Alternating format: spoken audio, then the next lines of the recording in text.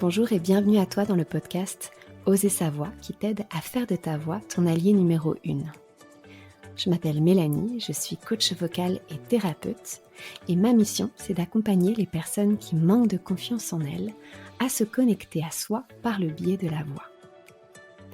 Ici, je te partagerai toutes mes connaissances autour de la voix, que ce soit de la technique vocale, mais tu comprendras qu'à mes yeux, la voix, c'est beaucoup plus profond que de la technique vocale, ça touche à l'être. Donc tu pourras entendre tous mes conseils, toutes mes introspections autour de la voix et tout ce que j'ai pu apprendre jusqu'à maintenant sur mon chemin. Ensemble, je nous souhaite de conscientiser un peu plus chaque jour qui nous sommes. Éveillons ensemble notre plein potentiel. Incarnons notre essence et prenons notre place, vocalement et physiquement parlant. Ensemble, transformons-nous. Allez, c'est parti. Bienvenue dans ce nouvel épisode, je suis super contente de pouvoir te retrouver ici. Aujourd'hui, on parle d'interprétation. Alors, qu'est-ce que c'est l'interprétation ? Tout simplement, souvent, on a donc l'aspect technique d'une chanson, la rythmique, la justesse, les notes, les aigus, le soutien, etc. Tout l'aspect technique en fin de compte.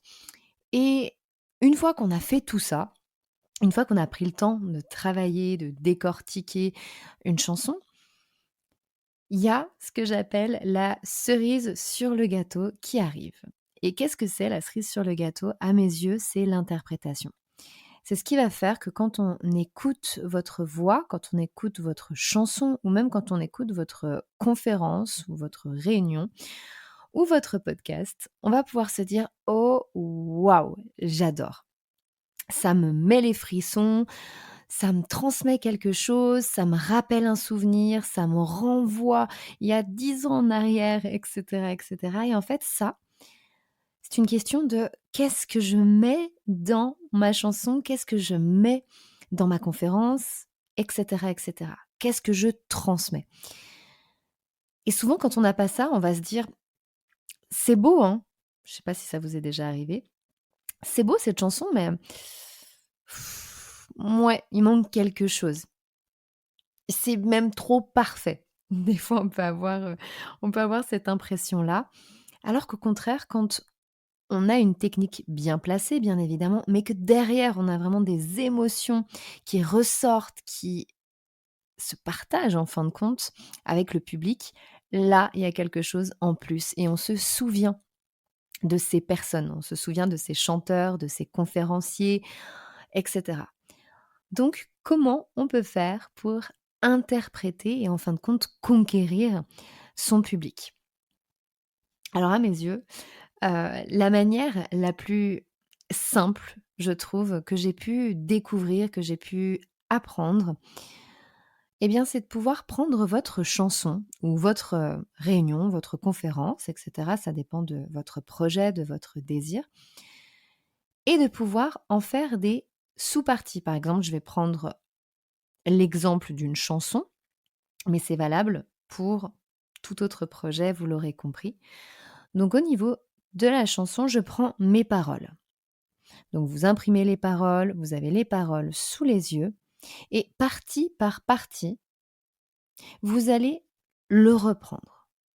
Donc, le premier couplet, vous le lisez et OK, qu'est-ce que j'ai envie de mettre dans ce couplet ? Est-ce que c'est de la colère ? Est-ce que c'est de la tristesse ? Est-ce que c'est de l'espoir ? Est-ce que c'est de la joie ? Et vous notez. Ensuite, la partie suivante, qu'est-ce qu'elle réveille chez moi ? Qu'est-ce que j'ai envie de transmettre à mon public ? Là, c'est de la colère. OK, mettons de la colère. Le couplet d'après, qu'est-ce que j'ai envie de transmettre ? Qu'est-ce que j'ai envie de partager ? Qu'est-ce qui fait sens pour moi ? Ah bah là, c'est de la joie. Allez, mettons de la joie, etc. Et vous faites toute votre chanson de cette manière-là. Vous allez décortiquer votre chanson afin d'avoir une trame émotionnelle. Quand vous chantez votre chanson, vous devez pouvoir suivre cette ligne directrice. Et ça va vous aider à mettre les émotions au bon endroit. Donc ça se crée, ça se plus vous allez le faire, plus ça va être facile, mais au moins ça vous donne une trame, un petit peu comme une pièce de théâtre. On sait que ça commence par de la joie, au milieu il y a de la tristesse et à la fin il y a la morale avec de l'espoir, par exemple. Bah là, c'est exactement pareil pour une chanson. Une fois que vous avez votre trame émotionnelle, bien évidemment, vous pouvez rentrer encore plus en profondeur dans le détail de vos émotions. Et pour ça, je vous propose 2 outils. Soit vous vous servez de votre propre émotion, donc de votre propre vécu, de votre propre histoire. Moi, je trouve que c'est très thérapeutique. Je suis plutôt de cette team-là. Donc le but, ça va être de vous faire une bibliothèque émotionnelle. Alors qu'est-ce que j'entends par bibliothèque émotionnelle? C'est-à-dire que quand je dois chanter un couplet en colère, par exemple, eh bien j'ai un souvenir dans mon histoire qui est associé à la colère. Quand je dois faire de la tristesse, j'ai un souvenir qui est associé à de la tristesse, à un souvenir réel que j'ai vécu dans mon histoire, etc., etc. Pour la joie, il y a tel souvenir que j'ai vécu qui va être associé à la joie.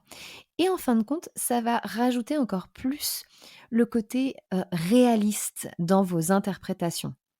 Vous allez y mettre vraiment de votre essence, de votre âme.